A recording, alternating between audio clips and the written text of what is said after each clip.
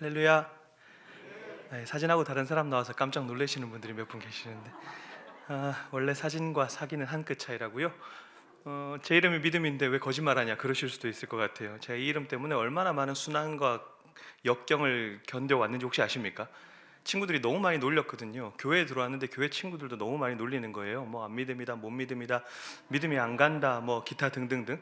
심지어 뭐 썩어 없어질 믿음이다 이렇게 놀리는 친구들이 있어가지고 제가 20살 때 20살이 아니고 군대 갔다 와서 22살 때인가 제가 이름을 좀 바꿔야 되겠다 싶어서 어차피 저를 담당했던 저를 이제 제 이름을 대책 없이 지어놓으신 부모님을 찾아가지 않고 저를 담당했던 목사님을 찾아갔습니다. 목사님을 설득해서 부모님을 설득해서 내 이름을 바꾸겠노라 결단하고 목사님을 찾아가서 목사님 제가 이 이름 때문에 도저히 살 수가 없습니다. 제가 이름을 좀 바꿔야 되겠습니다 라고 목사님께 말씀을 드렸더니 저를 이제 담당하셨던 그 목사님께서 저를 지그시 쳐다보시면서 이렇게 말씀하십니다. 믿음아, 너는 이름 바꿔서 될 문제가 아니야. 네 인생을 좀 바꿔, 이렇게 얘기를 하시더라고요. 그래서 그게 저는 무슨 하나님 음성처럼 막 들리면서 그렇구나, 이름이 문제가 아니구나, 인생이 문제구나. 근데 그때부터 인생을 바꿔보려고 노력은 하는데 여러분, 우리의 삶이 쉽게 바뀝니까 안 바뀝니까? 여러분 지금 5일 동안 부흥회 하셨는데 안 바뀐다고 이렇게 쉽게 얘기하시면 그죠? 우리의 인생이 쉽게 잘 바뀝니까 안 바뀝니까? 다시 한 번만 생각하고 얘기하세요. 쉽게 바뀝니까 안 바뀝니까? 잘 안 바뀌어요, 솔직히 얘기하면. 잘 안 바뀌어요. 그게 왜 그럴까 생각을 해봤는데 전 두 가지 이유 때문인 것 같아요. 첫째는 뭐냐면 여전히 내 안에 연약함과 부족함과 죄성들이 남아있는 거죠. 그리고 또 한 가지는 뭐냐면 환경적 요인이라는 겁니다. 제가 오늘 우리 성도님과 나눌 이야기가 이 이야기거든요. 환경적 요인. 그러니까 사람이라고 하는 존재는 어떤 상황과 환경에 놓이는가 이게 굉장히 중요합니다. 물론 그런 환경적 요인이라고 하는 것은 때론 우리에게 불가항력적으로 다가오기도 합니다. 예를 들어서 우리가 어떤 나라에 태어날 건지 정할 수도 없고요. 어떤 부모를 태어날 것인지, 어떤 부모 밑에서 태어날 것인지 우리가 정할 수도 없고요. 그렇게 불가항력적으로 다가오는 환경들이 있어요. 그리고 또 우리가 살아가면서 때로는 우리가 의지적으로 개선해 나갈 수 있는 환경들이 있는 거죠. 특별히 우리 10대 친구들 같은 경우에는 보통 우리가 심리학에서 간단하게 표현하기로 관계 압박, 또래 압박 이런 표현을 많이 사용합니다. 결국 우리 10대 친구들이 가장 많이 영향을 받게 되는 것이 친구들 때문이라고 얘기를 하죠. 그래서 보통 우리 이제 10대 친구들이 흡연을 하게 되는 가장 중요한 원인 중에 두 가지 원인이 있는데 첫 번째가 뭐냐면 여전한 호기심이고, 호기심이 있는데 친구들이 권유를 하는 거예요. 그래 보니까 그죠? 인생의 첫 담배를 딱 물었는데 우리 성도님들이 인생의 첫 담배가 쓸까요 달까요? 여러분들의 경험을 한번 반추해 보십시오. 인생의 첫 담배는 쓰죠. 그러니까 이 친구들이 착각하는 거예요. 이건 내가 조절하면서 할 수 있다. 그러면서 중독으로 가는 거거든요. 결국 이제 관계 압박이라고 하는 거죠. 좀 있으면 이제 우리 부모님들, 저도 이제 아이가 있어요. 첫째 아이가 초등학교 4학년이고 둘째 아이가 초등학교 1학년이거든요. 그렇게 안 보이시죠? 할렐루야, 아멘. 네, 그래요. 근데 이제 우리 아이들을 이제 중학교 고등학교만 돼도 이제 등골 빠질 시기가 왔잖아요. 겨울 됐으니까 뭐 사셔야 됩니까? 패딩 사줘야 되잖아요. 이 그지 같은 인간들이 돈을 못 벌면서 20만 원짜리, 30만 원짜리, 50만 원짜리 막 패딩을 사달라 그래요. 근데 사실 가만히 보면 이 친구들이 그렇게 고가의 패딩을 입는 이유가 뭡니까? 친구 때문이에요, 사실은. 그죠? 얘네들이 막 패딩을 입으면서 안감이 되게 따뜻하다 이런 애들 없거든요. 어떤 애들이 그러더라고요. 저는 따뜻해서. 그래서 제가 그랬죠. 네 친구들 다 K2 입고 있는데 네 혼자 K1이라고 써있으면 입을래? 안 입는데요. 그죠? 결국 또래 압박, 환경이라는 거죠. 어떤 환경에 놓여 있는가. 그래서 사실은 우리가 이 친구들, 우리 다음 세대 아이들, 그리고 우리 스스로가 우리를 어떤 환경 가운데로 만들어가는, 우리 주변의 환경들을 어떻게 가꾸어 나가는가, 이것이 굉장히 중요하다라는 거죠. 오늘 그 얘기를 좀 나눠보려고 합니다. 사실 안타깝게도 저는 사역의 현장에, 제가 지금 사역하고 있는 현장에서 이런 어떤 잘못되고 그릇된 환경에 많이 노출되어 가지고 그릇된 좀 잘못된 그리고 안타까운 상황을 만나는 친구들을 많이 경험하게 됩니다. 저는 바른 미디어라고 하는 기관에서 사역을 하고 있는데요. 사실 미디어라고 해서 어떤 막 미디어 사역만 하는 게 아니라 제가 이제 저희가 유튜브도 하고 하니까 미디어라고 이름 붙였지만 저희가 하고 있는 사역은 이단 대책 사역입니다. 이단에 대해서 대책하는 사역인데 사실 제가 이단 대책 사역이다라고 하면 오해하시는 분들이 있어요. 어떤 분들이 계시냐면 저 어떤 목사님들 설교들 막 모니터링하면서 이 부분 신학적으로 이렇게 잘못됐고 이건 이단이고 이건 좀 조심해야 되고 이렇게 오해하시는 분들이 있는데 사실상 신학적인 문제로 이단으로 규정하고 이렇게 하는 것은 개인이 하는 문제가 절대로 아닙니다. 공교회가 하는 일이거든요. 그래서 교단이 하는 역할입니다. 그럼 제가 하는 이단 대책 사역은 뭐냐 하면, 보통 사람들은 지금까지 이단이라고 했을 때 이단에 대해서 정죄하고 이단에 대해서 파헤치고 이단을 폭로하고 이런 개념으로만 생각했는데, 저는 이 이단 대책 사역의 패러다임이 좀 바뀌어야 된다라고 생각을 했어요. 사실 제가 이단 대책 사역을 하지만 저는 사실 신천지에 그렇게 큰 관심이 없어요. 그러니까 하나님의 교회에 별로 관심이 없어요. 그럼 사람들은 생각합니다. 야, 이단 대책 사역한다는 사람이 신천지에 왜 관심이 없지? 하나님의 교회에 왜 관심이 없지? 제 진짜 관심은 어디 있냐면요, 신천지에 빠진 사람들이에요. 신천지 미혹되어 있는 사람들. 제 관심사는 이만희가 무슨 얘기를 하나 이거 관심 없어요. 거기에 미혹되어 있는 사람들, 그렇죠? 그래서 저희가 하는 일들이 이단 사이비에 빠졌다가 탈퇴를 하게 되면 사실상 교회로 바로 못 돌아오거든요. 그래서 교회로 돌아올 수 있는 중간 역할들을 저희가 하는 건데, 제가 이 사역을 한 10년 정도 이렇게 하면서 죄송합니다. 제가 이 사역을 한 10년 정도 하면서 좀 감사하게 기회가 돼가지고, 중독 있죠? 중독, 뭐 알코올, 도박, 마약 이런 중독들, 이런 중독 사역 하시는 분들하고 계속 좀 교류하고 같이 공부를 하고 배워볼 기회가 있었어요. 그러면서 결국 중독이라는 것도 이단이라는 것도 거기에 우리가 지금까지는 미혹되는 사람들에게만 좀 많은 정죄를 했었는데 그게 아니구나. 그 친구들이 그런 선택을 할 수밖에 없었던 이유가 무엇일까라고 하는 고민들을 굉장히 많이 했어요. 그 얘기는 뭐냐면, 제가 그런 분들을 만나면서 뭐 알코올 중독자분들도 만나고 뭐 마약 중독자분들도 만나보고, 그리고 청소년 아이들 요즘에 뭐 알코올, 도박 이런 중독 되게 심하거든요. 여러분, 이제 서울은 드디어 어떤 일이 벌어졌냐면, 제가 얼마 전에 우리나라에서 마약 중독자들을 치료하는 지정병원이 많지 않아요. 그 중에 한 병원의 병원 원장님하고 막 얘기를 하다가 그분이 그런 얘기를 하시더라고요. 목사님, 드디어 서울에서 고등학생 아이들이 마약을 유통하기 시작했대요. 그래서 제가 물어봤어요. 선생님, 그러면 그런 친구들은 학교를 안 다니는 친구들이에요? 아니래요. 정상적으로 다 학교 다니는 친구들이래요. 이젠 서울에서 드디어 고등학생 아이들이 마약을 유통하는 애들이 이제 나오기 시작했다라는 거죠.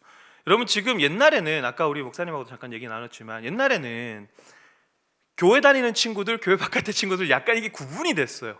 어떤 도덕적인 부분도 그렇고 약간 윤리적인 부분들도 그렇고, 이제는 더 이상 그런 경계선들이 거의 의미가 없다라는 것들 현장에서 굉장히 많이 느낍니다. 지금 고등학생 아이들 같은 경우에 특별히 남자 아이들 제일 많이 문제가 되는 게 뭐냐면 이건데, 이걸로 뭐 합니까 얘네들이? 네? 야구 동영상이요, 그죠? 야구 동영상도 봐요. 야구 동영상도 보고 도박, 그죠? 도박 진짜 많이 합니다. 우리 학교 현장에 계시는 분들이 잘 알 텐데, 이 불법 스포츠 토토 도박을 많이 해가지고 언론에 나온 친구들 중에 빚을 제일 많이 진 애가, 제가 검색했을 때 나온 친구가 1억 2천인가 그래요. 고등학생인데 1억 2천을 빚진 거예요. 그럼 얘가 도대체 돈이 어디 있어서 1억 2천만 원을 빚졌나 살펴봤더니, 하나는 뭡니까? 어떤 애는 친구 돈 뺏고 일단 부모님 지갑에 손대고 제일 쉬운 것부터 하는 거죠. 그러다 결국 어떻게 됩니까? 얘네들이 사채를 끌어 쓰는 거예요. 빌려주는 놈도 제정신이 아니고 빌리는 애도 지금 정상적인 판단이 안 서는 거예요. 지금 그런 환경이라는 거죠. 자, 그러면 제가 말씀드리고 싶은 건 뭐냐면, 그런 친구들을 만나면서 또 사이비 종교에 막 10년, 20년 자신의 인생을 바쳤던 그런 친구들을 제가 만나면서 한 가지 발견한 게 있어요. 그게 뭐냐면, 지금까지는 저도 예전에는 어떻게 했냐면, 그런 사이비 종교에 빠져 있고 중독에 빠져 있는 그런 친구들을 만나면서 제 마음 한켠에 무슨 마음이 있었냐면 정죄하는 마음이 있었어요. 에이, 저 나쁜 애들, 지나가다가 담배 피는 애들 보면 우리 선도하고 막 이렇게 하잖아요. 요즘에는 무서워서 그렇게 못 하겠는데, 그러면은 마음속에 한켠에는 아이 저 나쁜 애들, 그죠? 벌써부터 중학생 돼가지고 벌써 술 처마시고, 그죠? 에이 저 나쁜 애들, 약하는 나쁜 애들, 그죠? 근데 제가 진짜 발견한 한 가지 사실은 뭐냐면, 대다수의 그런 문제를 가지고 있던 친구들, 학생들, 청년들, 그들을 둘러싸고 있던 환경이 너무 처참하게 깨져 있었다는 사실이에요. 그걸 발견하게 됐습니다. 가장 중요하다고 하는 가정이 깨져 있어요. 신체적으로 학대를 당했어요. 정서적으로도 학대를 굉장히 많이 당합니다. 정서적 학대가 뭡니까? 이런 거죠. 너 왜 태어났냐? 너같이 쓸모없는 인간. 이런 정서적 학대들이 있죠. 오늘날 수많은 가정들이 많이 깨져 있다 보니까 그런 가정에서 신체적 학대는 물론이고 정서적 학대 당하죠. 그리고 코로나 상황에서, 여러분 미국 같은 경우는 코로나 상황에서 마약 중독자들이 급증하거든요. 관계를 맺을 수 없으니까 우리도 코로나 블루라고 하면서 우울증 신조어들이 막 나오기 시작하지 않습니까? 그러면서 제가 참 많이 회개했어요. 저의 기준과 저의 잣대와 제가 경험해보지 못한 그런 일들을 가지고 저의 기준으로 이 친구들을 많이 정죄했구나. 그러면서 제가 이 문제를 바라보는 시선들을 바꾸기 시작했어요. 옛날엔 이렇게 했어요. 야, 너의 선택은 잘못되었어. 근데 여러분 가만히 생각해 보면요, 옳고 그름은 누구나 쉽게 얘기할 수 있거든요. 그래서 정죄는, 비난과 비판은 누구나 쉽게 할 수 있습니다. 근데 이제는 더 이상 그런 친구들을 만나면서 제가 너의 선택은 잘못되었어 라고, 물론 그들의 선택은 잘못되었죠. 근데 그렇게 먼저 접근하지 않아요. 어떻게 접근하는지 아십니까? 왜 그런 선택을 했어? 한번 물어봐요.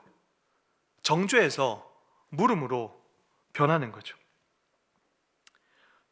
오랜 시간 동안 만나왔던 그런 사람들을 통해서 제 삶의 태도가 좀 바뀌어진 것 같아요.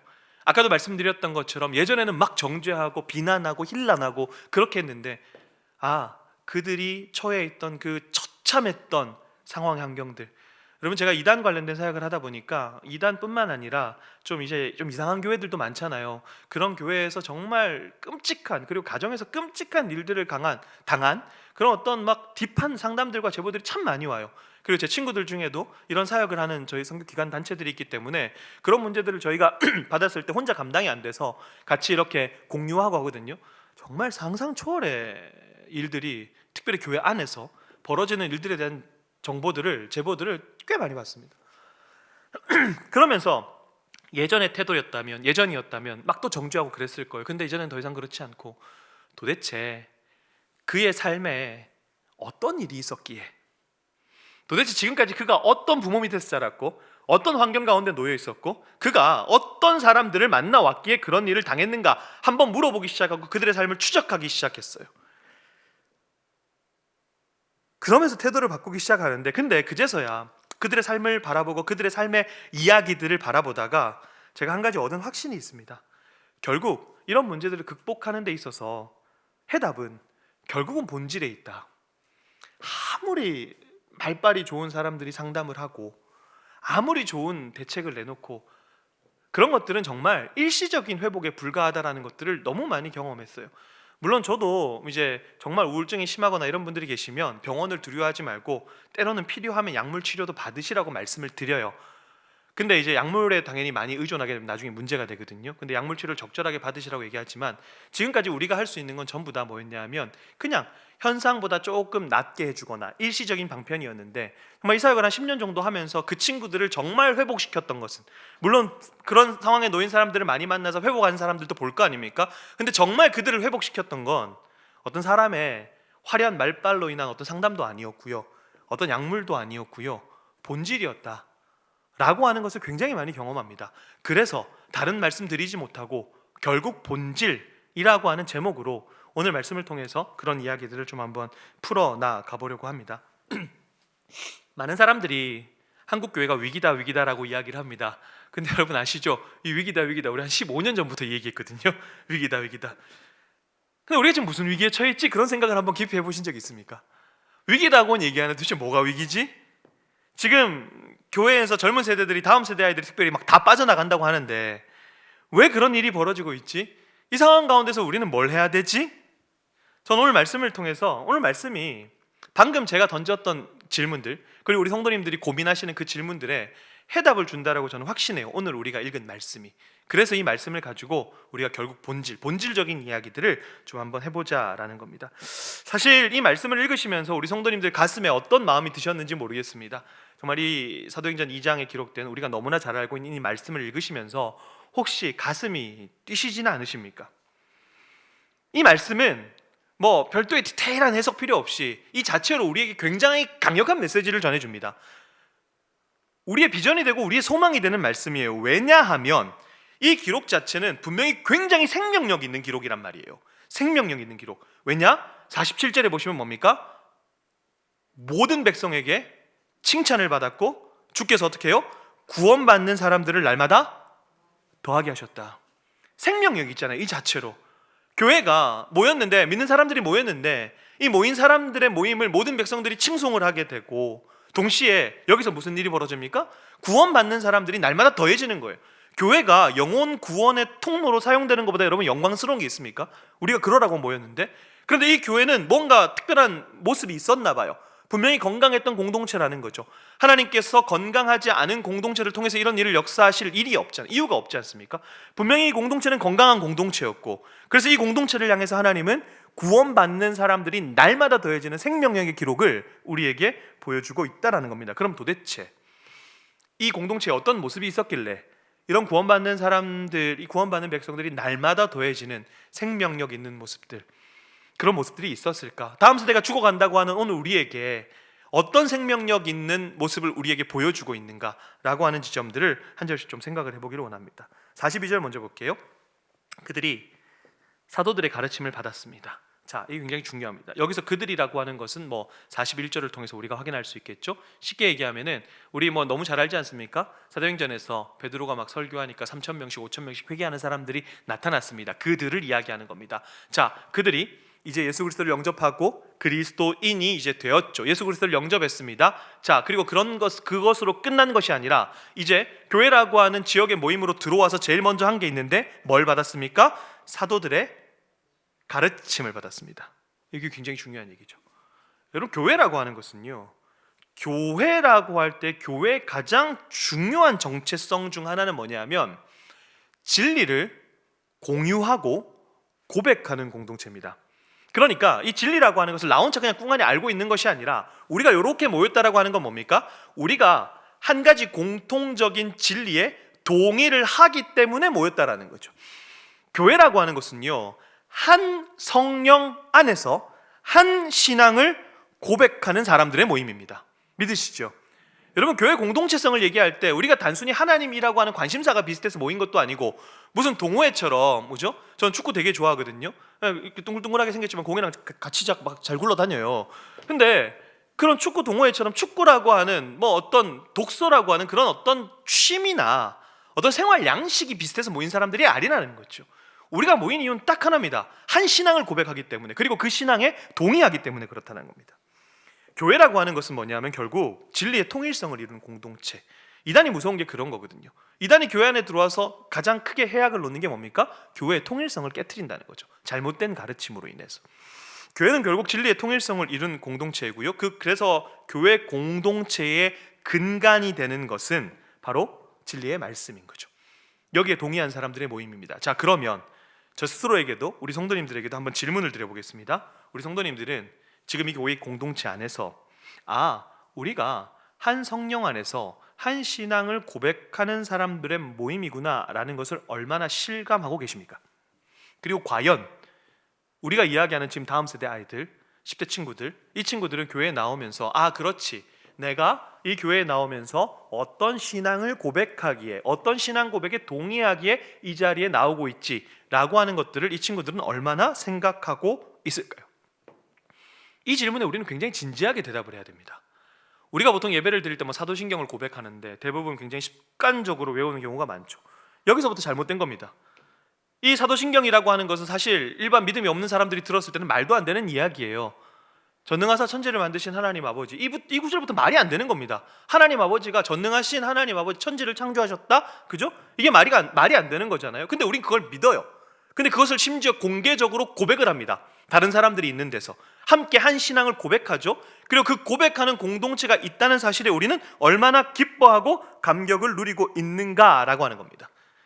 교회 건강성은 이 지점을 체크하면서부터 확인해 볼 수 있다라고 하는 거죠. 교회는 명확하게 진리 안에서 한 공동체를 이룹니다. 오늘 사도행전 2장 말씀에 보면 사도의 가르침을 받았다라고 하는, 이것이 굉장히 중요한 이유가 뭐냐면, 물론 지금 교사와 사도가 같다는 얘기는 아닙니다.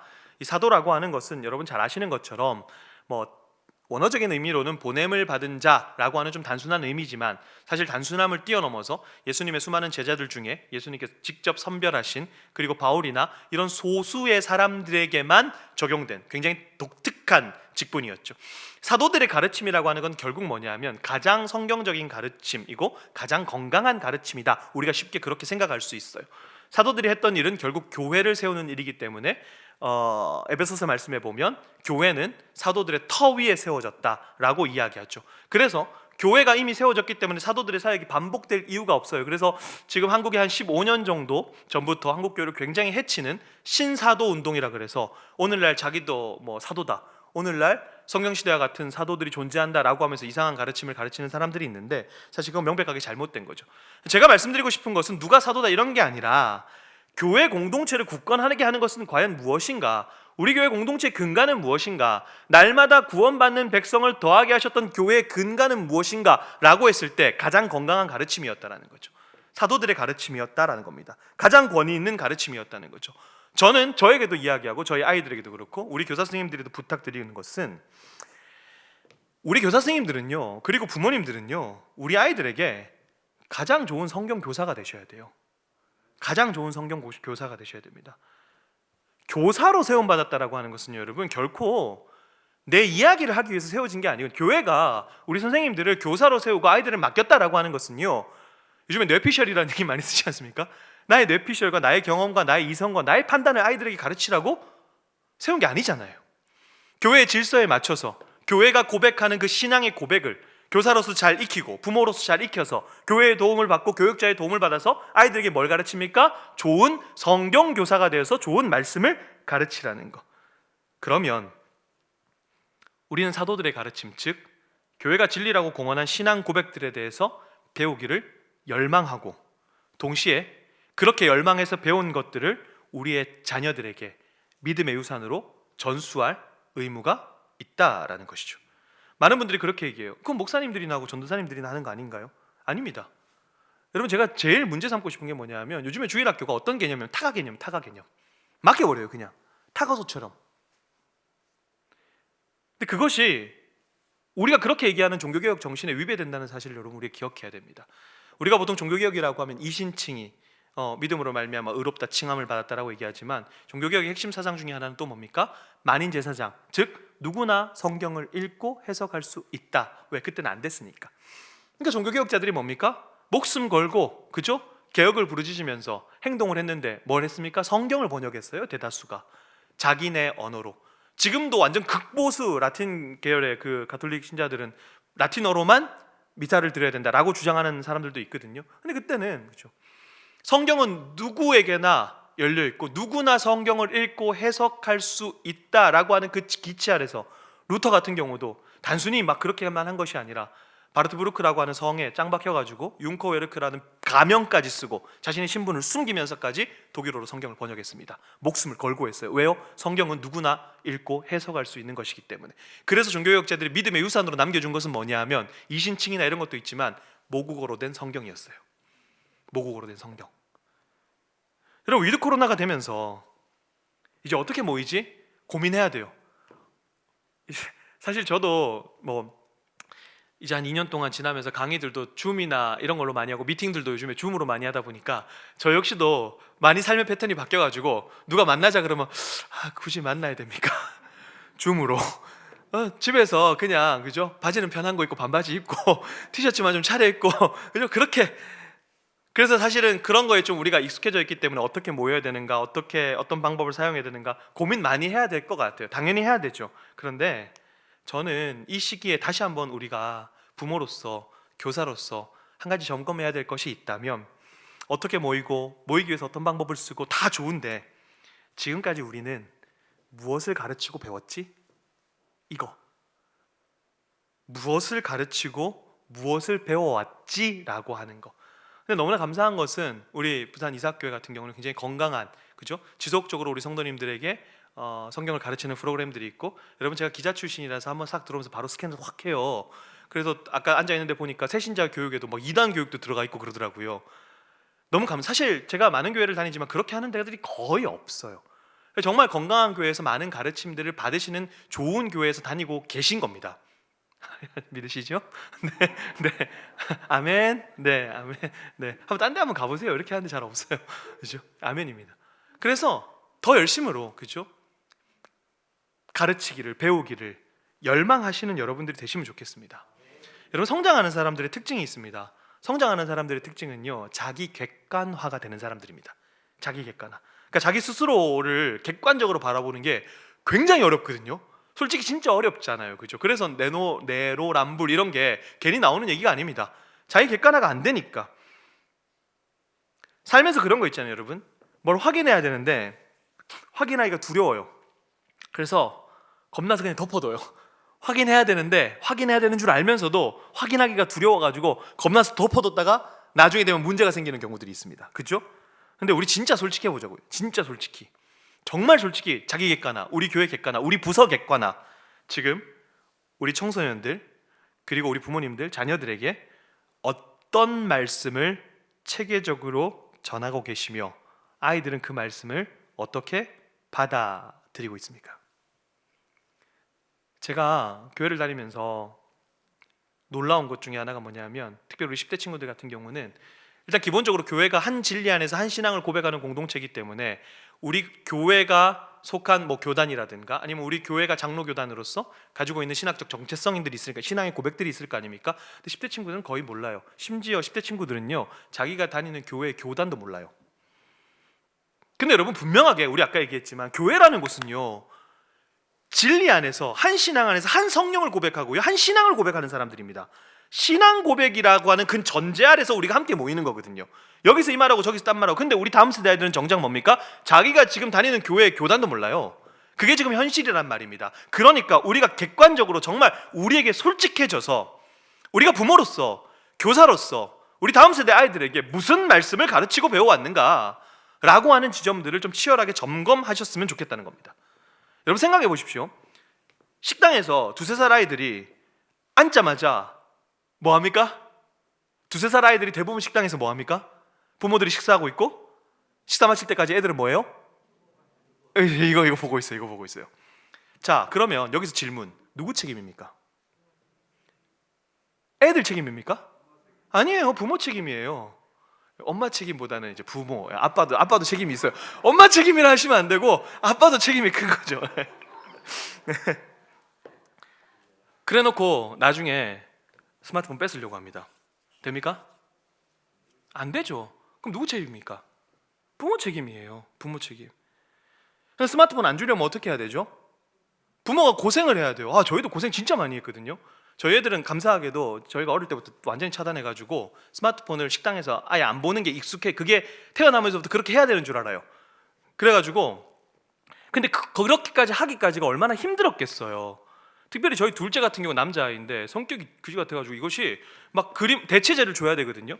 그럼 이제 얘가 우리가 밥을 먹을 때까지 동안 뭘 해야 될 거 아닙니까? 애들이니까 뭘 해야 되잖아요. 그러니까 스티커 붙이기도 하고 그림 그리기도 하고 막 맨날 바리바리 외식 나갈 때 그렇게 싸들고 가는 거예요. 그럼 이게 이 인간이 막 그림 그리다 이 색깔이 그지 같아 막 집어 던져요. 그럼 또 주스러 가요. 막 던지다가 옆에 아저씨 막 맞추고 막 이러거든요. 그 고생을 하면서 노력을 하니까, 그죠? 아이들이 시간이 지나면서 적응을 하기 시작하더라고요. 이거는 하는 게 아니구나 라고 하는 거. 뭐 다른 부분은 모르겠지만 저희가 그거 하나만큼 좀 철칙으로 잘 지켰어요. 근데 우리가 한번 제가 제 아이들을 보면서 아이들이 경건하지 못한 모습이 나와요. 아이들이 기도를 잘 못해요. 말씀을 몰라요. 물론 그 아이들에게 책임이 없다고 말하진 않겠지만 누구 책임일까? 라고 했을 때 여러분 1차적으로는요 부모 책임입니다. 부모 책임이에요. 오카노 목사님의 설교를 많은 교육자들이 들으면서 또 그 중에 많이 알려진 설교가 하나 있거든요. 수많은 교육자들이 그 설교를 보고 진짜 많이 울었어요. 저도 그거 보면서 많이 울었는데 오카노 목사님 그런 말씀하셨습니다. 한국 교회가 이 모양 됐는데 99%가 누구 책임이라고요? 성도 책임이라 그랬습니까? 안 그랬거든요. 목사 책임이라 그랬습니다. 그렇게 말씀하셨어요. 아이들이 경건하지 못하다. 쟤네들은 왜 저래? 우리 옛적의 신앙의 추억들을 막 떠올리면서 나는 안 그랬는데 라떼는 말이야. 그죠? 그것이 과연 누구의 책임일까? 어떤 분들은 그렇게 얘기해요. 아이들이 나와주는 것만 해도 감사하다. 감사해요. 진짜 감사하죠. 나와주는 것만 해도 감사하죠. 근데 정말로 나와주는 것만 감사하고 그 상태로 방치를 할 것인가? 우리가 우리 부모님들, 교사 선생님들, 그리고 저도 부모니까 우리 진짜 말씀의 힘을 믿잖아요. 믿잖아요. 그죠? 정말 그 말씀이 우리 아이들의 심령을 찔러 쪼갠다는 사실을 믿으십니까? 저는 늘 항상 그렇게 얘기하거든요. 하나님의 말씀은 카지노에 없는 3가지다. 뭐 간단한 얘기입니다. 카지노에 가면 3가지가 없어요. 잘 알죠 우리? 시계가 없고 거울이 없고 창문이 없어요. 제가 중독 강의를 하면서 결국 말씀인데 하나님의 말씀이 3가지 역할을 하는 거예요. 거울의 역할을 하고요, 시계의 역할을 하고요, 창문의 역할을 하는데 카지노에 요즘에 뭐 가족들끼리 들어가는 그런 일반적으로 간단하게 즐기는 데들은 뭐 다 열려 있는데 소위 말하는 꾼들이 들어가는 데들은 이 세 가지가 없죠. 왜 없습니까? 거울, 피폐한 내 모습을 못 보게 하려고. 그다음에 시간 가는 줄 모르게 하려고. 창문, 바깥에 못 보게 하려고. 간단한 원리잖아요. 근데 저는 하나님의 말씀이 세 가지 역할을 한다고 확신을 합니다. 첫 번째 거울, 하나님의 말씀이 내가 누구인지를 깨닫게 해요. 내가 나를 구원할 수 없는 죄인이라는 사실, 내 비참한 사실을 보게 하고요. 그리고 내가 하나님의 자녀가 되어서 어떻게 살아야 된다라는 그 비전을 발견하게 되는 거죠. 그렇게 말씀에 붙들린 자들, 수많은 이단 탈퇴자들을 만나고 중독에서 회복되는 사람들을 만나면서 결국 그들을 회복시켰던 것은 아까도 말씀드린 것처럼 어떤 누구의 화려한 말빨로 인한 상담이 아니었어요. 그의 인생의 거울 대신 하나님의 말씀이었다. 10년 동안 현장에서 경험합니다. 그 말씀이 그의 심령을 찔러 쪼개서 그 자신을 보게 하고, 죄에 문드러졌던 그 자신을 보게 하고, 아, 내가 나를 구원할 수 없는 죄인이구나 라는 사실을 말씀을 통해 깨닫고, 아, 그런 나에게도 하나님이 역사하시는구나, 그런 나를 위해서도 예수 그리스도가 자신의 몸을 희생하셨구나 라는 사실을 깨닫게 되고 믿게 되고 받아들이는 순간부터 그런 사람들이 중독에 빠지고, 그런 사람들이 인생을 허망하게 살고, 그렇게 할 수 있을까요? 그렇지 못한 것이죠. 그런 사람들은 더 이상 인생을 낭비하지 않습니다. 그러니까 하나님의 말씀이 우리에게 시계가 되는 거죠. 질서가 부여됩니다. 하나님이 말씀으로 세상을 창조하셨습니다. 뭡니까? 공허하고 혼돈하고 흑암의 깊음, 아무것도 없어요. 질서가 없어요. 무질서해요. 죄 짓는 사람들의 특징이 뭡니까? 무질서합니다. 중독된 아이들의 특징이 뭡니까? 무질서합니다. 무기력합니다. 낮과 밤이 없습니다. 그냥 마구잡이로 살아갑니다. 그런데 하나님의 말씀이 들어가기 시작하니까요, 그의 삶에 질서가 잡히기 시작해요. 바뀌기 시작합니다. 질서 있는 삶으로. 그렇죠? 그리고 하나님의 말씀이 창문의 역할을 한다. 전 하나님의 말씀이 비전을 발견하게 한다는 거거든요. 우리가 누군지 깨닫고 하나님의 말씀을 통해서 내가 어떻게 살아야 되는구나, 내가 어떤 존재이구나 라는 사실을 깨닫게 되는 게 하나님의 말씀이다 라고 했을 때, 저는 우리 이삭교회 부모님들과 선생님들이 최선을 다해서 체계적으로 진리를 전달하는 일에 온 힘을 기울이셨으면 좋겠습니다. 그러려면 내가 먼저 말씀의 사람이 되고 이 말씀에 확신이 있고, 적어도 복음을 부끄러워하지 말아야 될 거 아닙니까? 내가 복음을 부끄러워하지 않고, 요즘에 여러분 교회 다닌다는 그 말만 하는 것도 막 진짜 창피한 시대가 됐어요. 여러분, 제가 진짜 비참했던 게 언제냐면요, 제가 코로나 신천지 이후로 모르겠습니다. TV에서 보신 분들 계실지 모르겠으나 코로나 신천지 이후로 참 많은 언론들과 인터뷰를 했어요. 근데 정말 제 자신을 비참하게 했던 게 뭐냐면, 목사라고 하고 나가는 순간 이미 안 들어요. 사람들이 제 말을 안 들어요. 니도 똑같은. 그래서 제가 나중에는 목사 말고 그냥 바른미디어 대표라고 하고 나갔어요. 너무 비참한 거예요. 근데 하필이면 이름이 믿음이네. 저 목사 아니야? 이렇게 돼요. 너무 비참한 거예요. 여러분, 복음을 혹시 부끄러워하고 계십니까? 그죠? 적어도 우리 아이들에게, 내가 부모로서, 내가 교사로서 아이들에게 정말 말씀을 가르치려면 내가 먼저 확신이 있어야 되잖아요. 내가 먼저 복음을 부끄러워하지 말아야 될 거 아닙니까? 그러려면 내가 먼저 정말 말씀의 사람이 되고 이 말씀을 정말 아이들에게 믿음의 유산으로 남겨줄 수 있는 그런 저와 여러분이 되기를 간절히 소망합니다. 자, 그러면 요건 좀 짧게 하고 요 뒤에 걸 제가 많이 말씀드리고 싶은 건데, 뭐 짧았다고? 이렇게 뒤에 중요한 게 있어서. 그럼 이렇게 말씀하실 수 있어요. 애들이 들어야 말이죠. 우리 이삭교회는 그래도 이런 프로그램들을 가지고 아이들 잘 가르치고 있어요 라고 말씀하실 수도 있어요. 애들이 들어야 말이죠. 맞습니다. 애들이 들어야죠. 그죠? 애들이 들어야 돼요. 근데 제가 정말 많은 탈퇴자들, 중독자분들 이렇게 만나면서 정말 제 마음 가운데 정말 확신한 게 한 가지가 있는데 뭐냐면요, 들음을 가능케 하는 게 있더라고요. 들음을 가능케 하는 거, 귀를 열게 하는 게 있더라고요. 그게 뭐냐면 사랑입니다. 여러분, 사랑입니다. 이거밖에 없어요. 사랑이 그 사람의 마음을 엽니다. 여러분, 제가 단순한 이야기 하나 드릴까요? 사람은요, 좋은 말을 안 들어요. 내가 좋아하는 사람의 말을 들어요. 이 차이를 이해하시죠? 되게 단순해요. 제가 자주 하는 말인데, 사람은 좋은 말을 안 듣고 내가 좋아하는 사람의 말을 듣습니다. 자, 여러분 평소에 저 사람 별로다, 머릿속에 좀 되게 재수없다라고 생각하시는 분 한 명만 떠올려 보십시오. 옆에 보지 마세요. 큰일 납니다. 우리 부흥회 다 끝나가는데 지금 시험 들면 큰일 나니까. 한 명만 딱. 자, 그 사람이 뭐 저를 떠올리셔도 돼요. 마지막 날 지금 말 빠른 인간 이렇게 떠올리셔도 돼요. 자, 그런데 그 사람이 제가 힘들고 어려운 가운데 있는데, 우리 성도님들 힘들고 어려운 가운데 있는데 와서 너무 좋은 말을 다 해주는 거예요. 어떻습니까, 여러분? 뭐 어때요? 안 그래도 재수 없는데 더 재수 없죠, 그죠? 더 재수 없어졌어요. 안 그래도 재수 없는데 더 재수 없어집니다. 사람은요 절대로 좋은 말 안 들어요. 진짜 그렇습니다. 내가 좋아하는 사람의 말을 들어요. 제가 많은 탈퇴자들을 만난다 그랬잖아요. 특별히 아이들이 이단 사입에 빠져요.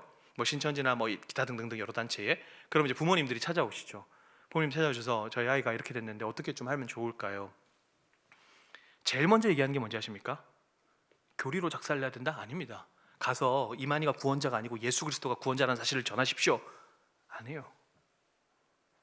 그 이야기를 들을 수 있도록 부모님하고 자녀하고 관계를 회복시키십시오라고 얘기를 해요. 근데 대다수의 부모님들이 눈물 흘리고 돌아가세요. 왠지 아세요? 관계가 다 깨져 있거든요. 관계 거의 다 깨져 있어요. 물론 그런 친구들이 이단 사입에 간다는 얘기는 아니지만 제가 조금 이따 표를 몇 가지 보여드릴게요. 대다수 그렇게 찾아오시는 가정들은요 이미 관계가 다 문드러져 있어요. 그러니까 제가 하는 얘기는 굉장히 간단한 원리예요. 우리가 좋은 말을 해야 되는데 우리는 그에게 좋은 사람이 아니에요. 그러니까 안 듣는 겁니다. 그래서 내가 그에게 먼저 좋은 사람이 되어야 그때부터 내 이야기를 듣게 된다는 거죠. 고린도전서 4장 15절에 그런 말씀이 있어요.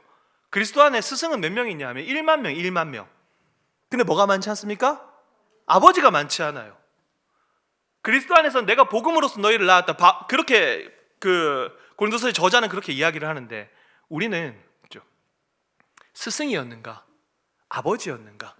스승, 그렇죠? 일반적으로 이 고린도서에서 얘기하는 스승이라고 하는 것은 약간 몽학 선생 개념 너무 잘 아시죠? 그때 당시 헬라 그리스 문화권에서 몽학 선생은 애를 때려 패서라도 일단 바른 길로 인도하는, 간단하게 좀 단순하게 말씀드리면 그런 몽학 선생의 개념인데, 여러분 그리스도인들이 정말 조심해야 되는 게 있어요. 우리가 특별히 목사들도 조심해야 되는 건 뭐냐 하면 우리가 진리를 가지고 있잖아요. 믿으시죠? 근데 이 확신이 때로는 오만함과 교만함으로 드러납니다. 그래서 너무나 그 문제에 대해서 쉽게 얘기를 해요. 그래서 어거스틴이 우리에게 늘 항상 강조했던 건 뭔지 아십니까? 겸손입니다. 그 위대한 신학자이자 철학자가 우리에게 늘 항상 강조했던 그 자세가 뭐냐 하면 첫째도 둘째도 셋째도 겸손이라고 이야기를 하는 거죠. 우리가 진리를 가지고 있다는 것 때문에 늘 항상 아이들한테 얘기할 때도 뭡니까? 우리가 심지어 진리를 가지고 있어요. 더 많이 살았어요. 그건 이미 우리가 다 경험해 본 것들이에요. 그래서 대다수가 이렇게 얘기합니다. 야 그거 아니야 라고 정죄하는 것.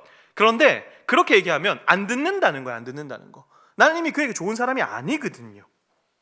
그래서 우리는 사도의 가르침을 받았던 이 교회가 무엇을 했는지 한번 살펴볼 필요가 있어요. 자, 42절 한번 보겠습니다. 사도들의 가르침을 받아서 뭐 했습니까? 서로 교제를 했어요. 교제를. 근데 이 교제는 분명히 사랑에 기반하여 이루어질 수밖에 없습니다. 자, 우리가 일반적으로 교제라고 했을 때 그냥 우리가 뭐 믿는 사람들끼리 아니면 교회 우리 성도들끼리 모여서 뭐 같이 얘기하고 놀고 뭐 그것도 교제가 될 수 있겠죠. 그런데 신약에서 교제라고 하는 것은요 굉장히 급진적인 단어이고 도전적인 단어입니다. 우리가 보통 코이노니아라고 얘기하는데 이게 단순히 그냥 교류하는 수준을 넘어서서 신약에서 교제라고 하는 단어는 나눔과 공유의 개념입니다. 나눔과 공유의 개념. 그래서 42절에 나오는 서로 교제하고 라고 하는 이 서로 교제하고의 결과물이 어떻게 나오냐 하면 44절과 45절입니다. 44절과 45절에 보시면 이렇게 나옵니다. 믿는 사람들이 다 함께 있어서 어떻게 합니까? 모든 물건을 서로 통용하고 또 재산과 소유를 팔아 각 사람의 필요를 따라 나눠주며, 물론 이거 듣고 지금 갑자기 부담감이 확 올라오시는데 오해하시면 안 됩니다. 물론 성경 시대나 지금도 뭐 공동의 생활 하시는 분들이 있지만 여러분 중에 누군가가 어떤 사람이 지금부터 이 구절을 들이대면서 우리의 재산을 무조건 다 팔아야 됩니다 라고 하면 그건 사입입니다. 성경은 그렇게 얘기하지 않아요. 성경은 개인의 어떤 사유 재산들을 금하는 게 아닙니다. 기본적으로 우리가 생각해야 될 건 이 구절이 주는 도전이라는 거죠. 도전이라고 하는 거. 그렇죠? 사랑이 없으면 그렇게 할 수가 없어요. 이게 안 되는 겁니다. 근데 기본적으로 그 사랑이라고 하는 것은 사도들의 가르침을 받았기 때문에 우리가 한 진리 안에서 한 성령 안에서 한 진리를 공유하는 진리의 공동체, 이 안에서 우리가 서로 사랑해서 교회 안에 있는 약자들을 돌보고 기꺼이 불편함을 감수하고 내 것을 내어주기 시작합니다. 교회는 소유의 어떤 증식을 위해 존재하는 집단이 아니라 정작 예수님은 자신의 모든 것을 다 내어주셨고, 요한복음 17장에 보면 이런 말씀이 있습니다. 아버지께서 나를 세상에 보낸 것 같이 나도 그들을 세상에 보냈다. 아버지께서 예수님을 어떻게 보내셨는데요? 예수님이 빌립보서에 보면 자기를 비워, 그렇죠? 자기를 비워 이 땅 가운데 오셨다라고 얘기합니다. 여러분, 저는 늘 항상 이 교제와 사랑이라고 하는 거에 대해서 참 많은 생각을 하게 돼요. 왜냐하면 아까도 말씀드린 것처럼 늘 중독자, 아무래도 비율적으로는 이단 사이비에 빠졌던 친구들, 청년들을 훨씬 많이 만납니다. 대부분 결핍이에요. 많은 사람들은 이단 사이비에 빠지고 뭐 중독에 빠지고 이런 것들을 의지의 문제요, 아니면 어떤 사람들은 뭐 교리의 문제 이렇게 얘기하는데 아니에요. 제가 발견한 거는 결핍. 오늘날 시대를 많은 사람들이 여러 가지로 정의합니다. 저는 사역 현장에서 제가 경험한 것을 좀 국한해서 말씀을 드리면 결핍의 시대라고 얘기를 하는데 참 아이러니하죠. 누릴 게 진짜 많아요. 놀 것도 많고요, 먹을 것도 많고요, 할 일도 많고요. 그런데 풍요 속의 빈곤이라고 우리가 이 많은 것을 가지고도 결핍을 얘기하는데, 저는 우리 교사 선생님들이 그리고 부모님들이 진리를 가르치죠. 진리를 가르치는 동시에 정말로 이 아이들을 좀 인격적으로 사랑하고 때로는 이 아이들을 위해서 기꺼이 불편함을 좀 감내해 주셨으면 좋겠어요. 사랑은 희생이 들어가지 않으면 진정한 사랑이 아니에요. 그건 누구나 알 수 있습니다. 예수님께서 우리에게 하나님을 사랑하고 이웃을 사랑하는 것을 가장 큰 계명이라고 말씀하셨잖아요. 근데 성경에서 말하는 이웃이 뭡니까? 단순히 내가 사랑할 만한 대상이 아니라는 거죠. 분명히 얘기합니다. 사랑할 만한 자를 사랑하는 건 그 이방인도 하고 누구나 다 한다. 성경에서 말하는 이웃은 너무나 명확하게 그 시대에서 가장 사람들이 가까이 가기 꺼려했던 사람들, 예수님이 늘 항상 함께 하셨던 세리, 그죠? 어린아이, 고아, 과부, 당대에 소외되고 연약한 사람들, 그죠? 근데 그런 사람들을 사랑하려면 어떻게 해야 됩니까? 기꺼이 자신의 불편함들을 감수할 수밖에 없는 거예요. 근데 그것이 서로 사랑하라고 하는 것이 성경의 가르침이고, 바울이 로마서 15장에서 믿음이 강한 자가 약한 자를 세워나가라 라고 하는 우리를 향한 권면이라는 사실을 다시 한번 기억할 필요가 있다는 거죠. 날마다 구원받는 백성들이 더해지는 교회의 근간은 뭐냐 하면 사도들의 가르침이었어요. 그런데 날마다 구원받는 백성이 더해지는 교회의 삶의 양식은 뭐냐 하면 사랑이고 교제입니다. 근간은 사도들의 가르침이요, 삶의 양식은 교제였다는 거죠. 제가 아까 서두에 그런 말씀드렸어요. 이단에 미혹되는 사람들, 중독에 빠지는 아이들. PPT 좀 준비해 주시면 좋은데, 제가 정말 확신을 가지고 이단에 빠지고 뭐 중독에 빠지고, 지금 우리가 중독이라고 하면 뭐 알코올, 도박, 마약 이런 것만 생각하지만 정말 아이들이 수많은 뭐 스마트폰부터 시작해서 수많은 것들이 빠져 있잖아요. 그런 친구들 제가 보면서 한 가지 느낀 건 뭐냐면, 결핍이구나, 지금 뭔가 문제가 있구나. 근데 이런 것들을 이미 미국이나 일본 같은 경우는 연구가 다 돼 있어요. 특별히 제가 자주 인용하는 책인데, 일본의 오카다 다카시라고 하는 사람이 쓴 심리 조작의 비밀이라는 책이 있거든요. 이 책의 주요 내용이 뭐냐면, IS나 알카에다 같은 극단적 무장 이슬람 단체 혹은 사이비 종교 이런 데 빠지는 사람들이 왜 거기 빠질까라고 하는 것을 종교색을 빼고 심리적으로 분석을 한 책이에요. 여러분, 얼마 전에도 선을 넘는 녀석들이라고 하는 프로그램 보십니까? 예, 보시는 분들, 안 보시는 분들은 대부분 말씀과 기도로만 생활하시니까, 그죠? 전 타락해서 TV도 많이 보거든요. 타락하신 분들도 몇 분 계시는데, 선을 넘는 녀석들을 보니까 그 얘기 하더라고요. IS 같은데 왜 빠져요? 근데 그 심리학자가, 요즘에 선을 넘는 녀석들은 그 역사학자랑 뭐 과학자랑 심리학자랑 같이 나와서 막 얘기를 해요. 근데 그 심리학자 선생님이 정말 중요한 한마디를 하셨어요. 정말 중요한 한마디. IS 같은 거에 왜 빠져요? 정말 많은 이야기를 할 수 있는데 한마디로 딱 정리하셨어요. 뭐라고 한지 아십니까? 외로우면 나쁜 관계로 도피한다. 외로우면 나쁜 관계로 도피한다. 오카다 다카시도 비슷한 얘기를 해요. 심리 조작을 당하는 사람들의 유형들, 사이비 종교나 그런 여기선 중독까지는 다루진 않고요. 사이비 종교나 IS 같은 극단적 무장 이슬람 단체에 빠지는 사람들의 삶의 양식들과 그들의 어떤 가정 배경들을 조사했더니 이런 결과가 나오는 거예요. 여러분, 의존성 인격 장애라고 하는 것은 결국 어디서부터 나오냐 하면 학대받는 부모, 정서적으로 신체적으로 학대받는 아이들, 그래서 어릴 때부터 뭔가 자기가 주체적으로 무엇인가를 선택할 수 있는 능력과 의지를 박탈당하는 상태를 얘기합니다. 이런 친구들은요, 뭔가에 계속해서 의지하고 의존할 수밖에 없거든요. 그래서 누군가가 무엇인가를 얘기했을 때 이게 옳은가 그른가를 제대로 분별할 생각을 잘 하지 못합니다. 피암시. 그래서 그냥 그대로 수동적으로 암시를 당하기 굉장히 쉬워요. 왜 오늘날 청년, 그죠? 그 불균형한 자기애.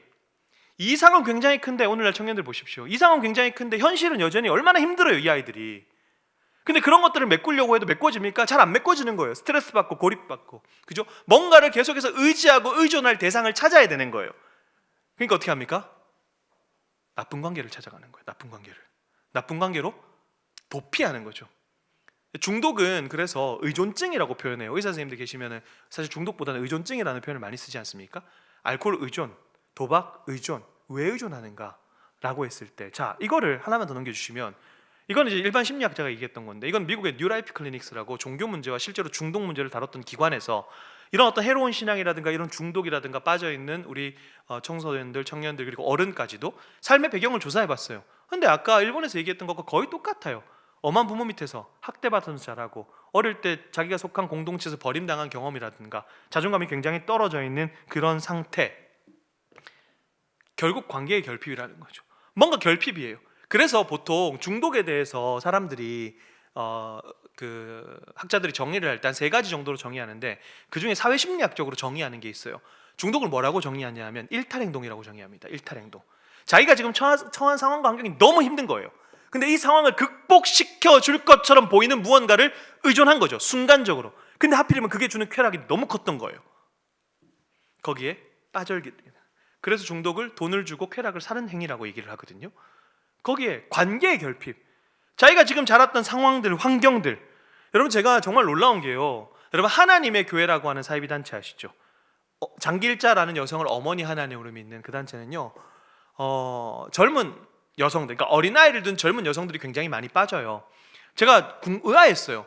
왜 그 단체에 어린아이를 둔 젊은 엄마들이 많이 빠지지? 근데 어린아이를 둔 젊은 엄마들이 많이 빠질 수밖에 없는 구조예요. 왜? 그 또래에 사람들 3명, 4명이 집에 찾아와가지고 한 명은 애 봐주고, 한 명은 집안일 해주고, 한 명은 말동무 해줍니다. 자, 그래서 2018년 기점으로 하나님의 교회 관련 상담 저희 기관에 왔을 때 100%, 정말 제가 이것도 신기해요. 100%라는 수치가 나오기 쉽지 않은데, 다른 기관은 모르겠고 저희 기관은요 100% 이혼 가정, 이혼 위기 가정이었어요. 그리고 아십니까? 거의 대다수가 교회를 다니던 사람들이었어요. 이지죠? 일본에서도 그렇고 미국에서도 그렇고 제가 한국에서 경험한 것들, 많은 분들은 그렇게 얘기해요. 사이비 종교에 빠지면 왜 집을 떠나요? 저는 단순하게 대답합니다. 집보다 교회보다 거기가 더 좋아서요. 결국 사람은요 끌리는 곳으로 가게 되거든요. 끌리는 곳으로. 여러분, 우리 아이들이 참 많은 것에 마음을 빼앗겨요. 막 자해를 하기도 하고, 아이들이 자해를 하는 이유는 딱 하나입니다. 자해하고 피 떨어지는 거 보면서 자기가 살아있다는 걸 느끼거든요. 그래서 자해합니다. 애들이 게임에 빠져있고, 도박에 빠져있고, 심지어 어떤 애들은 마카롱에 빠져있어요. 마카롱이 문제가 아닌 거예요.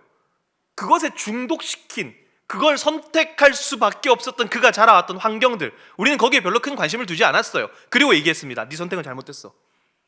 너 지금 잘못하고 있는 거야. 여러분, 알코올 중독자들이 대다수 다시 알코올 중독으로 많이 돌아가거든요. 중독이라는 영화가 있어요. 다큐 하면서 비슷하게 영화로 만들어 놓은 건데, 거기에 보면 굉장히 의미심장한 장면이 하나 나옵니다. 알코올 중독자가 알코올을 끊었어요. 그리고 자기 힘으로 열심히 일을 해요. 원래 중독자들은 중독을 끊고 난 이후에 회복하는 과정에서 반드시 일을 합니다. 땀을 흘려야 되거든요. 일을 합니다. 그렇게 해서 자기가 자기 힘으로 돈을 벌었어요. 그리고 제일 먼저 한 게 뭐냐 하면 스마트폰을 구입을 했어요. 핸드폰을 구입해서 첫 번째로 누구한테 전화했냐 하면 본인의 어머니에게 전화를 했습니다. 그런데 그 어머니의 한마디가 그를 다시 알코올 중독으로 보내버렸어요. 그 어머니가 뭐라고 했는지 아십니까? 이분이 이렇게 얘기합니다. 어머니, 난 네 같은 아들 둔 적 없어. 이 한마디. 다시 알코올 중독으로 갑니다. 자, 제가 이 말씀을 드린 이유는 이겁니다. 알코올을 집든 도박을 집든 마약을 집든 사이비 종교를 집든 우리 아이들이 수많은 것들을, 우리 아이들의 어떤 그 건강한 신앙을 해치는 그 수많은 것들요, 그걸 집는 것은 잘못된 거예요. 그런데 그걸 집도록 만드는 그 환경, 이거는요 그 아이들 스스로 이겨내지 못합니다. 아이들이 무슨 의지가 있어서, 그죠? 우리도 의지가 없는데. 우리 교사들은요, 우리 부모들은요, 그런 환경, 이 아이들이 어떤 환경 가운데 놓여 있는가라고 하는 것을 끊임없이 지속적으로 점검을 하셔야 되고요, 거기서부터 건져내야 될 의무와 사명이 우리 가운데 있습니다.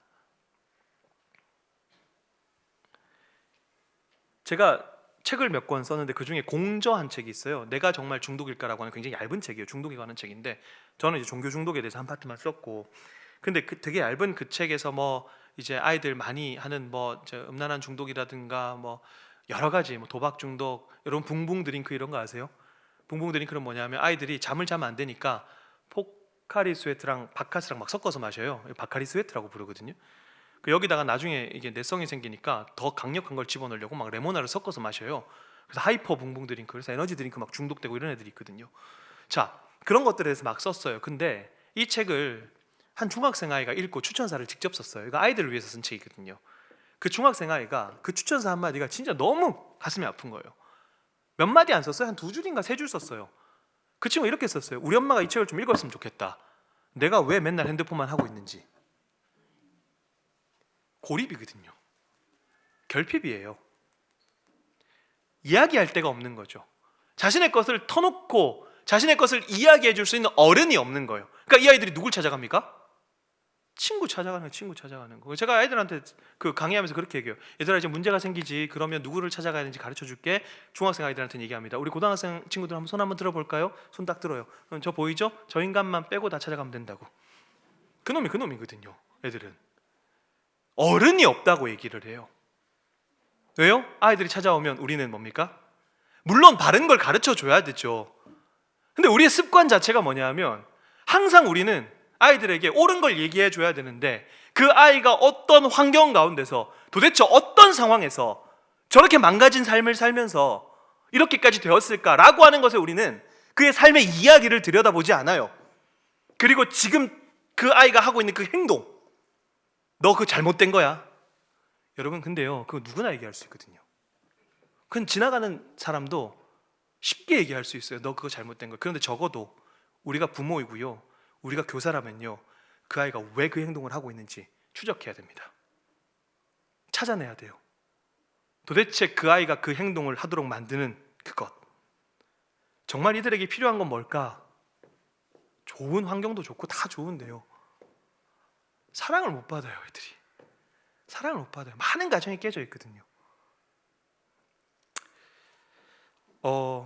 그 PPT 한번 보여주시면요, 다음 장이요. 한번 더 넘겨주십시오. 그 다음이요. 하나만 더 넘겨주십시오. 네, 요한할이라고 하는 사람인데 테드 강연 여러분 잘 아시죠? 15분짜리 강연. 거기서 요한할이라고 하는 사람이 이분은 이제 의사는 아니고 본인이 좀 힘들었다가 회복하고 이제 중독에 대해서 많은 강연을 하는 사람인데, 사람이 이렇게 얘기해요. 정말 많은 박수를 받은 강의인데, 중독은 현실의 삶을 영유하기 어려울 때 발생한다라고 얘기해요. 행복하고 건강할 때 서로 결속하고 관계를 맺는다. 그러나 정신적 충격, 고립, 삶의 무게에 억눌려서 교류할 수 없을 때 안도감을 찾기 위해서 어떤 것을 갈구한다.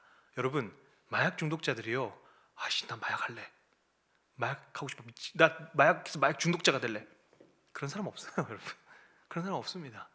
우리 아이들이 아씨 난 스마트폰으로 투박해서 아니요. 뭔가 지금 의지하고 싶은 데가 있어요. 의존하고 싶은 데가 있어요. 얘기하고 싶은 사람이 필요해요. 중독을 연구하는 학자들이 굉장히 유의미한 실험을 한 적이 있는데, 예전까지는 어떻게 했냐면 밀폐된 공간에다가 쥐 한 마리 딱 집어넣고 물과 마약을 줘요. 그럼 대부분 물과 마약만 주니까 마약 먹고 마약 중독지가 되죠.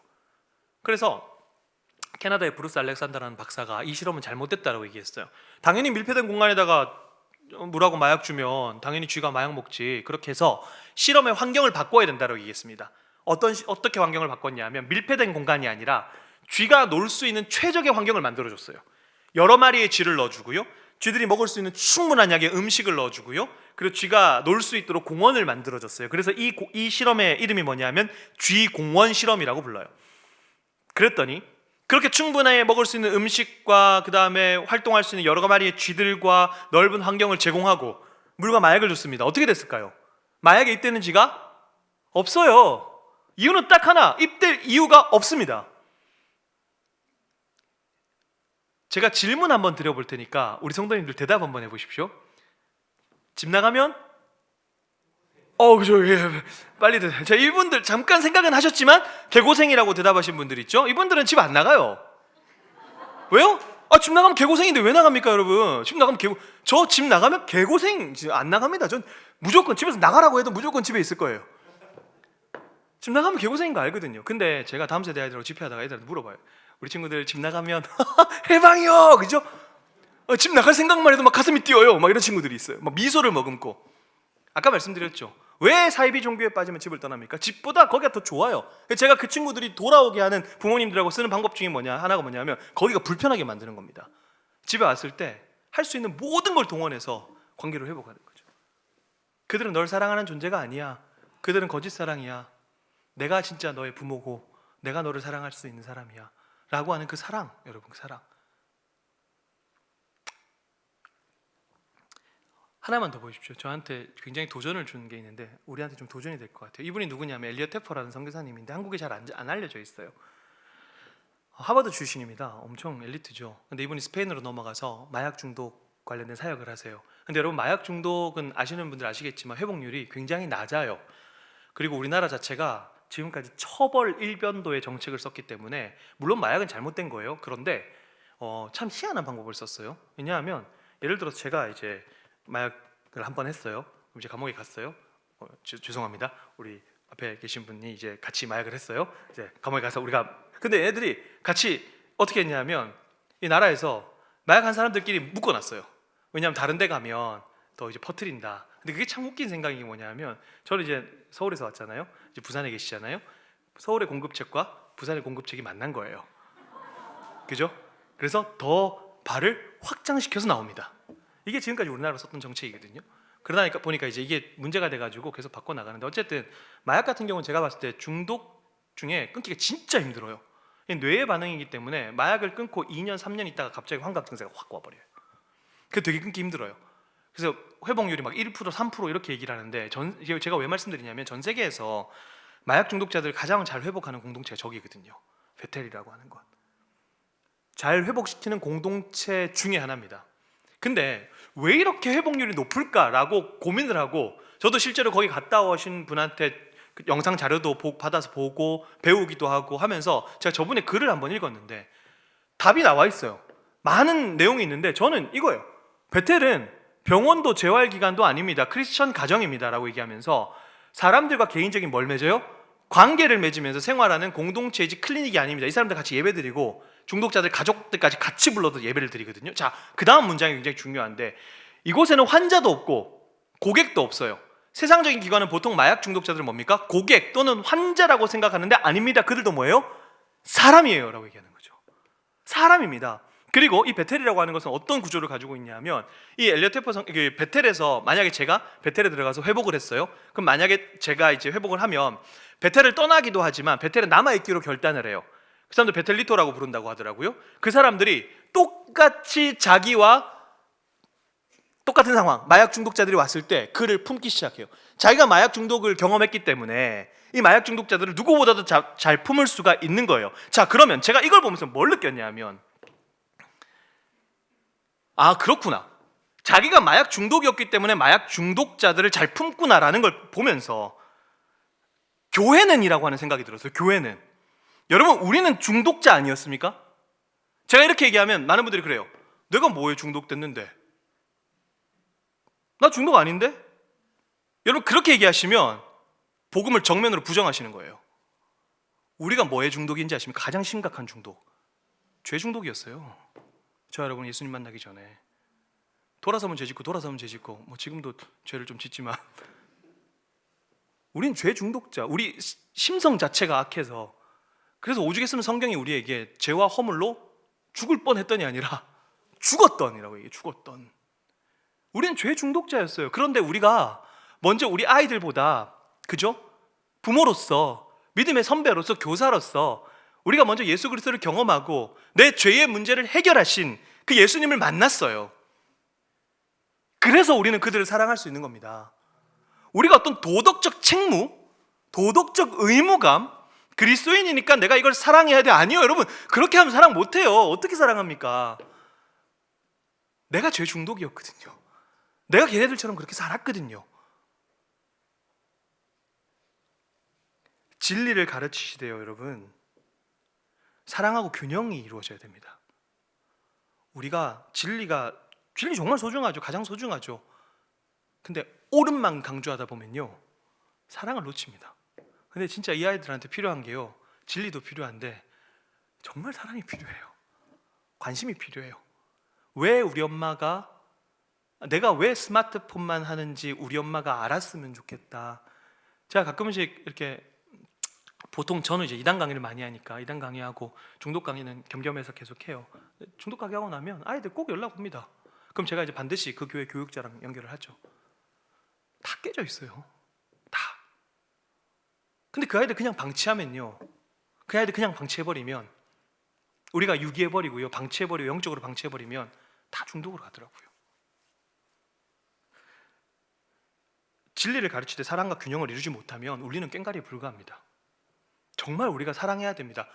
제가 성도님들께 사랑하셔야 됩니다가 이게 아니라 저도 마찬가지고 우리가 정말 사랑해야 됩니다. 아이들 기꺼이 아이들을 위해서 내가 부모라면 내가 교사라면 적어도 내가 교사라면 적어도 내가 쟤네들보다 먼저 예수 그리스도를 경험한 자라면 우리는 적어도 쟤네들을 위해서 기꺼이 우리의 불편함을 감내해야 돼요. 여러분 불편함 감내하지 않으면 우리가 희생하지 않으면요 그걸 사랑이라고 얘기할 수가 없습니다. 제가 10대 때 제일 유행했던 표어가 있어요. 뭐냐 하면 10대 때 꿈꾸고 20대 때 노력해서 30대 때 열매를 맺자. 이게 제가 10대 때 가장 유행했던 표어였어요. 10대 때 꿈꾸고 20대 때 노력해서 30대 때 열매 맺자. 아 좋아요. 그래서 제가 한때 제일 많이 기도했던 게 뭔지 아십니까? 하나님 저 세계를 품고 싶어요. 열방을 품고 싶어요. 저 세계 열방 나가서 그렇게 사역자로 살아가고 싶어요. 진짜 기도 진짜 많이 했어요. 하나님 저 세계를 품게 해주세요. 열방을 품게 해주세요. 근데 요즘은요 무슨 생각이 드냐면요 세계를 품자 열방을 품자 품으시면 좋겠는데 저는 그런 표 요즘 1도 감동이 안 되더라고요. 왜냐하면 어느 순간 제가 현타를 딱 맞았어요. 하나님 저 세계를 품고 싶어요. 열방을 품고 싶어요. 근데 뒤통수 한 대 빡 치는 메시지가 뭐냐면 저는 저희 앞집 아저씨를 위해서 제 시간을 드릴 마음이 없어요. 우리 부서 한 아이를 위해서 제가 기꺼이 그 친구를 위해서 희생할 마음이 1도 없어요. 근데 제가 기도했어요. 세계를 품자, 열방을 품자. 거짓말이더라고요. 부서의 부흥을 꿈꿉니다. 아이들의 회복을 꿈꿉니다. 우리 다음 세대 살아났으면 좋겠다라고 이야기합니다. 성장하는 걸 꿈꾸죠. 그러려면요 기꺼이 불편함을 감수하십시오. 그거밖에 없습니다. 기꺼이 불편함을 감수하십시오. 아이들을 위해서 내 시간을 내어주고요, 때로는 내 것 떼서주고요. 그러면서 그 아이들과 사랑의 교제를 나누십시오. 사랑은요 우리가 진리를 최종적으로 전해야 되잖아요. 사랑은 진리를 전달하는 가장 강력한 무기입니다. 진리를 전달하는 가장 강력한 무기가 사랑입니다. 제가 탈퇴자들하고 성경 공부 모임을 한다 그랬잖아요. 탈퇴자들이 다시 교회로 돌아갈 수 있도록. 제가 막 성경 공부를 이 친구들한테 가르쳐주면 얼마나 잘 가르치겠어요. 근데 이 탈퇴자들이 감동을 받는 지점은 그거예요. 여러분 사이비 종교는 아시겠지만 늘 항상 억압받고 착취받던 구조예요. 늘 항상 자기의 것들을 내어야 되는 존재예요. 근데 제가 의도했던 건 뭐냐면 제가 말씀을 막 잘 가르치고 이게 아니라 그냥 생판 당신과 나는 모르는 사람이었지만 누군가가 당신을 위해서 내 시간을 들여서 당신의 회복을 돕습니다. 이 메시지 하나예요. 제가 뭔가 성경을 막 그들에게 막 기깔나게 가르치고 그죠? 뭐 언어적으로 성경 기깔나게 풀어주고 사실 저는 그런 능력 별로 없고요. 그냥 제가 할 수 있는 것 단 하나. 지금까지 억압과 착취를 당하면서 살아왔는데 근데 세상이 그렇지만은 않고 누군가가 아무런 대가 없이 당신을 위해서 기꺼이 시간을 내어주는 사람도 있습니다 라고 하는 그 메시지 그거예요. 근데 그게요 어설프게 제가 전하는 그 성경 공부를 전달하는 제일 강력한 무기예요. 그래서 마음이 열려요. 그리고 회복됩니다. 3주 전인가 한 친구가 사진을 보내왔어요. 코로나 시작하면서부터 저랑 같이 공부하다가 이제 그 친구도 참 많이 노력을 했죠. 정말 귀한 자매예요. 막 목사님 그리고 우리 탈퇴자들 모임 있는 단톡방이 있거든요. 거기다 사진 한 장을 딱 올린 거예요. 저에게 역사적인 날입니다. 사이비 종교에서 10몇 년을 있다가 탈퇴를 해서 회복을 하고 교회로 돌아가서 세례를 받았어요. 사진 찍어서 보내준 거예요. 너무 기쁜 거예요. 아 그렇구나. 하나님께서 그 한 영혼을 위해서 그렇게 하시는구나. 근데 그 영혼, 그 친구를 바라봤던 저도 물론이지만 저와 같이 함께했던 그 사람들의 딱 하나입니다. 제가 뭐 그에게 돈을 줬습니까? 뭘 줬습니까? 그냥 딱 하나. 아 기꺼이 당신을 위해서 희생할 수 있는 사람이 있습니다라고 하는 그 메시지, 그 사랑, 그것이 강력한 무기였다라는 사실을 우리가 돌아보게 되는 것이죠. 교사로서 부모로서 진리를 전달하시되 사랑이라고 하는 강력한 무기를 사용하실 수 있는 저 여러분 되기를 간절히 소망합니다. 자, 제가 이제 5분 안으로 마무리 짓겠습니다. 마지막인데요. 42절 한번 보겠습니다. 자, 떡을 떼며 오로지 기도하기를 힘썼습니다. 사도들의 가르침을 받았어요. 그리고 서로 교제했어요. 그리고 떡을 떼며 기도하기를 힘썼다. 이 사도행전의 저자는 누가죠. 누가의 떡을 떼다라고 하는 표현은 아무래도 성만찬을 염두한 것인 것 같고, 그러다 보니까 이 예배라고 하는 공적인 예배와 또 지역 교회에서의 예배와 사적으로 집에서 개인적으로 드려지는 그런 어떤 모임들을 총체적으로 이야기한 것이다라고 보통 학자들은 이야기를 하는데, 자, 저는 그걸 말씀드리고 싶은 것이 아니라 이렇게 사도들의 가르침을 받고 서로 사랑하고 같이 예배를 드려요. 사실 이 위드 코로나 되면서 이렇게 같이 모일 수 있으니까 얼마나 좋습니까, 여러분? 그죠? 예배를 드려요. 그러다 보니까 무슨 현상이 나타나냐면 46절입니다. 46절. 날마다 마음을 같이하여 성전에 모이기를 힘쓰고 집에서 떡을 떼는데, 자, 어떤 현상이 있습니까? 기쁨과 순전한 마음이죠. 많은 분들이 한국교회가 위기다라고 얘기하죠. 근데 저는 어디서 위기를 찾냐 하면 과연 우리가 모였을 때 기쁨과 순전한 마음을 가지고 있는가라는 지점이에요. 여러분, 우리의 모임에 기쁨이 있습니까? 순전함이 있습니까? 여러분, 기쁨과 순전한 마음 없이 진리를 가르칠 수도 있어요. 진짜 무서운 거죠. 기쁨과 순전한 마음 없이 잠시 내 것 조금 포기하는 척하면서 남한테 줄 수 있어요. 기쁨과 순전한 마음 없이, 종교적 의무감 때문에. 기쁨과 순전한 마음 없이, 기쁨 없이 모일 수 있어요. 우리의 습관 때문에. 근데 우리는 우리 스스로의 그런 겉모습에 속지 말아야 되고, 우리 다음 세대 아이들의 그런 겉모습에 속지 말아야 됩니다. 그래서 끊임없이 우리의 신앙을 공고하고 건강하게 세워나가기 위해서는 저 역시도 그렇고 우리 성도님들도 그렇고 동기를 지속해서 점검하셔야 돼요. 내가 이 자리에 왜 나왔지? 사실 저는 이번 달에 좀 희한하게, 제가 서울에 있는데 멀어요. 강의 가는데도 부산도 왔다가 뭐 제주도 갔다가 강원도 갔다가 이렇게 하는데, 제가 오늘 오면서 저도 늘 항상 그 생각하거든요. 나 부산에 왜 가지 지금? 목사님 부르셨으니까, 이사교회 마지막 날 포스터에 올라왔으니까, 마지막 날이라고 하니까 또 얼마나 부담스러운지. 제가 여러분 능력이 있어서 마지막 날 선 게 아니고요. 다 저번 앞에 있는 기라성 같은 선배들이잖아요. 제일 먼저 해야 되는데 일정이 안 맞아서 그냥 마지막 날 선 거예요. 얼마나 부담스러워요, 여러분. 근데 그러면서 오면서 제가 얘기하는 거죠. 제 스스로에게. 너 왜 가지 지금? 너 왜 가? 여기 왜 가? 가면서 제 안에 기쁨이 있는가? 순전한 마음이 있는가? 적어도 이것이, 저에게 스스로 계속해서 물어보는 이것이 제 신앙을 건강하게 만드는, 제 사역을 건강하게 만드는 저의 질문입니다. 우리 성도님들도 스스로에게 계속해서 질문해 보셨으면 좋겠어요. 아이들이 나오죠. 자, 그러면 아이들이 왜 나왔지? 이거예요. 왜 나왔지? 예전에 사역할 때 도대체 왜 나오는지 모르는 그런 아이가 있긴 했어요.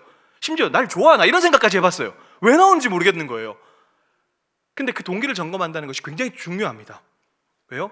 기쁨 없이, 순전한 마음 없이, 하나님을 사랑하는 마음 없이 우리는 모든 것을 할 수 있어요. 우리는 모든 것을 할 수 있습니다.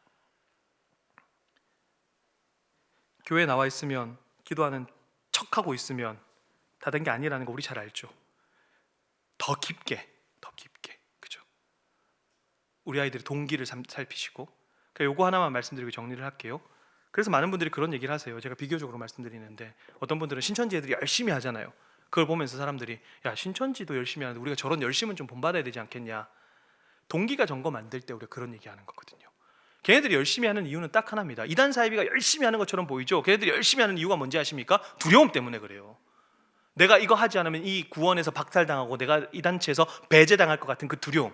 여러분, 오늘 교회 오시면서 와, 나 오늘 교사 부흥회 안 나가면 하나님께서 나를 미워하셔가지고 손가락 한마디 날려버리실 거야, 이런 마음으로 오신 분 아무도 안 계시잖아요. 그죠? 우리가 진리 안에서 뭐합니까? 자유예요. 그죠? 그러니까 자유하니까 아무것도 안 하니까 때로는 문제가 되는데, 자유해야, 그죠? 너무 문제가 되는데, 어쨌든 우린 진리는 자유하단 말이죠. 근데 우리가 이단 사이비 열심을 본받자, 그 얘기는 뭐냐 하면 우리 스스로가 그 두려움에 의해서 막 강압적으로 움직이는 그들을 향해서 우리 스스로가 패배를 시인한 거예요. 진리 안에 자유롭다고 하는 것이 두려움에 기인한 통제보다 힘을 발휘하지 못하는 겁니다. 그럴 때 우리는 그런 얘기를 하는 거죠. 제가 이 말씀을 드리는 이유가 뭐냐면요, 결국 우리 교사들, 그리고 우리 부모님들, 동시에 우리 모이는 아이들, 궁극적으로 우리는 왜 이 자리에 나왔지? 그걸 끊임없이 동기를 점검하면서 말씀을 가르치고 그 안엔 사랑이 있고 서로 교제하면서 우리의 동기를 점검할 때에 기쁨과 순전한 마음들이 세워지고, 그럴 때 하나님께서 우리 교회 공동체를 통해서, 그리고 내가 살아가는 이 환경 속에서 날마다 구원받는 사람들을 더하시지 않을까, 그런 공동체를 꿈꾸는 저와 여러분 되기를 간절히 소망합니다. 우리 찬양팀 좀 나와주시면 감사하겠고요. 진리와 사랑으로 균형을 이룬 모임 가운데, 그리고 동시에 기쁨이 회복되고 우리 선생님들, 우리 부모님들이 우리 교회가 그렇죠? 귀한 구원의 통로로 쓰임 받기를 간절히 소망합니다.